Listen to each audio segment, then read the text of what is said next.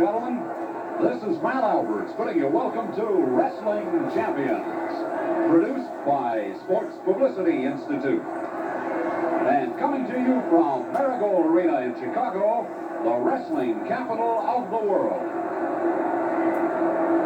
Hi, everybody. We'll grab a hold of the arms of that chair because we got 60 minutes of excitement coming your way from where the excitement comes best, Marigold in Chicago. Top matches, and I think you're going to like them. Tonight, Herman against John Paul Henning to lead things off. Then Johnny Case goes in against Jim Haney, and that is a natural. I think you're going to like that one. Crusher Cortez, or Ricky Cortez, as you would have it, will be in against a newcomer, Hank Blaine. And then Bad Boy Joe goes against the dancing teacher, Carl Engstrom. That's the card for tonight. Should be a good one. So stick around and take it all in. And right now, stay tuned for the greatest show on earth.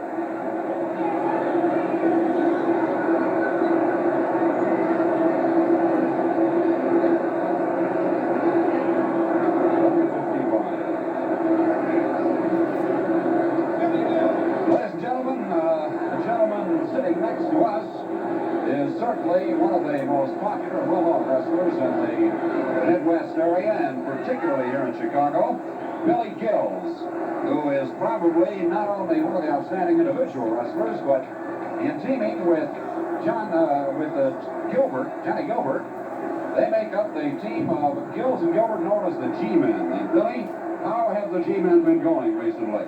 Very good, Mal. Of course, we've been campaigning all over this area, and we're still gunning for that team that I talked to you about some time ago. The team of Volkov and Case.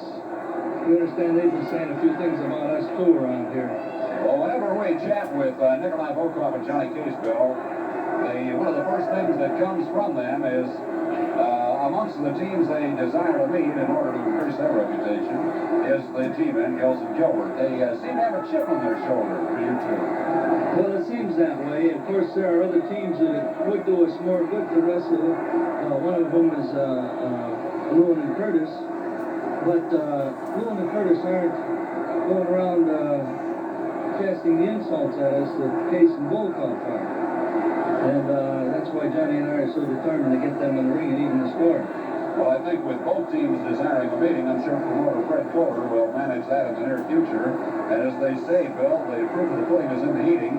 Maybe you'll just have to go in there and eat those boys up alive, huh? Well, I hope we get the opportunity pretty soon. I talked to Mr. Fuller not long ago, and he said that it was on the books.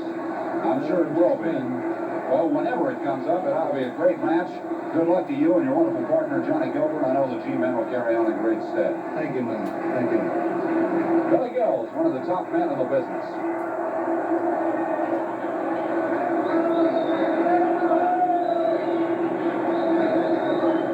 Now, here to introduce our first bout, ring announcer, Leonard Sterling.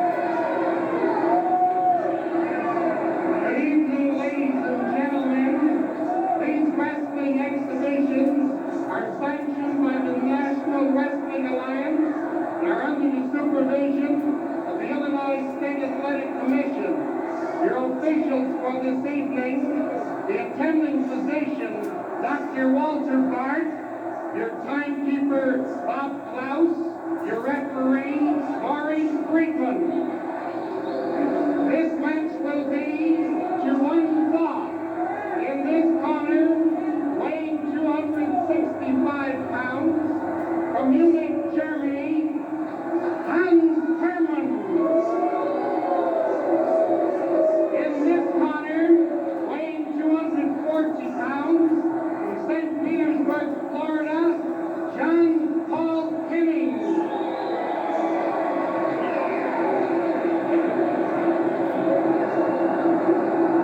The Deutschlander, Herman, from Germany, now making his home in Boston. On the right-hand side of your picture. And from St. Petersburg, Florida, the Southland, wearing a very loud wrestling jacket, John Paul Henning. On the left of your picture. Third man, Maureen Friedman, the referee, discussing the fact of the matter with John Paul and Hans ready to go. First match, Herman, John Paul.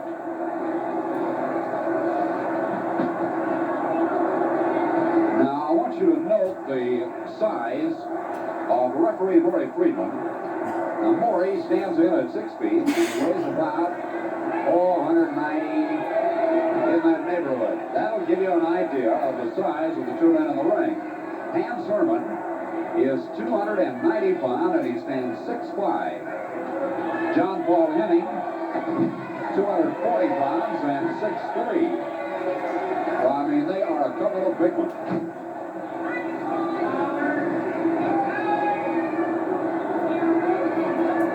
Herman claims the distinction of having the largest shoulders in wrestling. And to look at him, I would be a bit surprised. College graduate, dabbles in electronic devices, and has several inventions to his credit. And an unusual hobby. Goes Ham's idle hours. He has one of the largest collections of unique clocks in the country.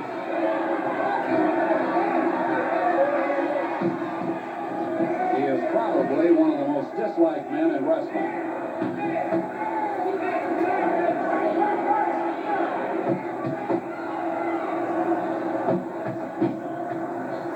Ham's father is a noted surgeon. And you may recall some years back when Ted Williams was playing with Boston, he injured his shoulder severely in the All-Star game. It was Hans' father who assisted in that operation to set the splendid splinter's shoulder. And Hans is looking for a place to hide and finds it under the lower rope strand. Maury Friedman calls for a clean break from John Paul Henning. There's a good close-up study of the man from Hanover, Germany. And showing just how strong he is, but not with proof positive, just gestures. First down into a hammerlock. That's John Paul Henning.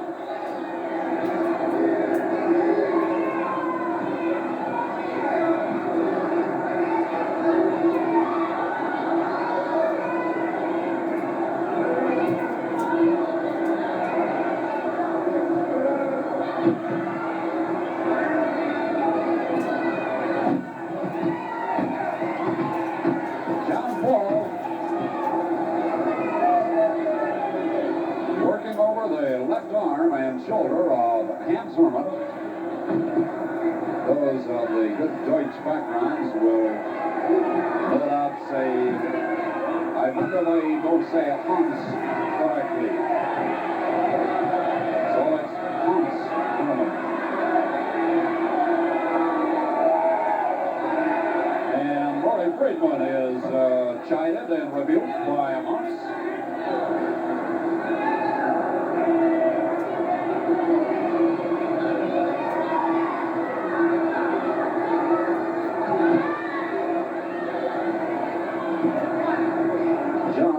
Finding out what a nice right hand with a jaw feels like, and what that turnbuckle feels like right in the small of your back.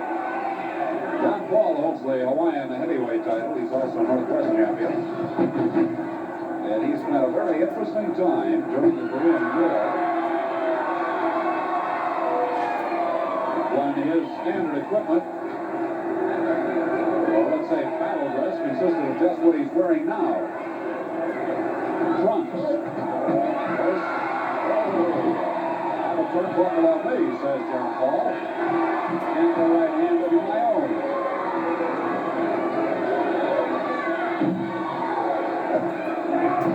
And won't you take my feet? Another drop kick by John Paul Henning.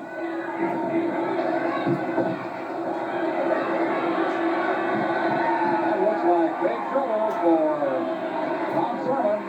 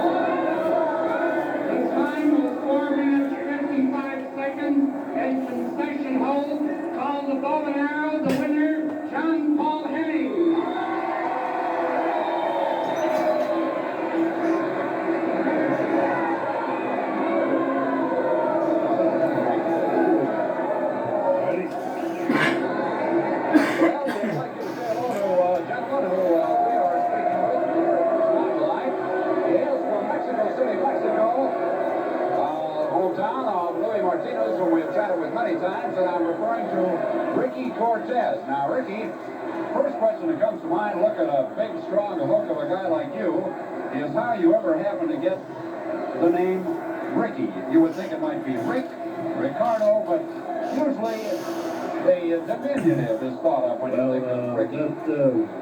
That's a derivation of my real name, Ricardo, you see, and in this country, you're John, they call you Johnny, and if you're Fred, they call you Freddie, so consequently I'm called Ricky.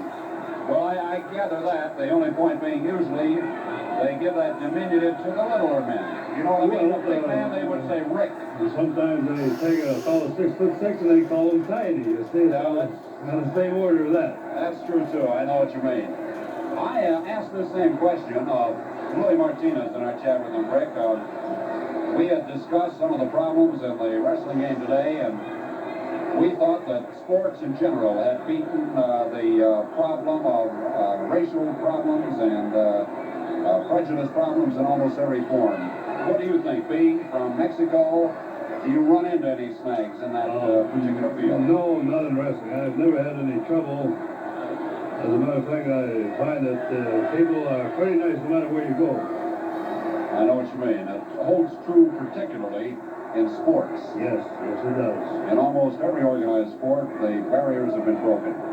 Well, they just bring barriers everywhere, so I guess we can break this one too. And I think you break some molds. All luck in the world to you, Ricky, and we hope to be chatting with you again.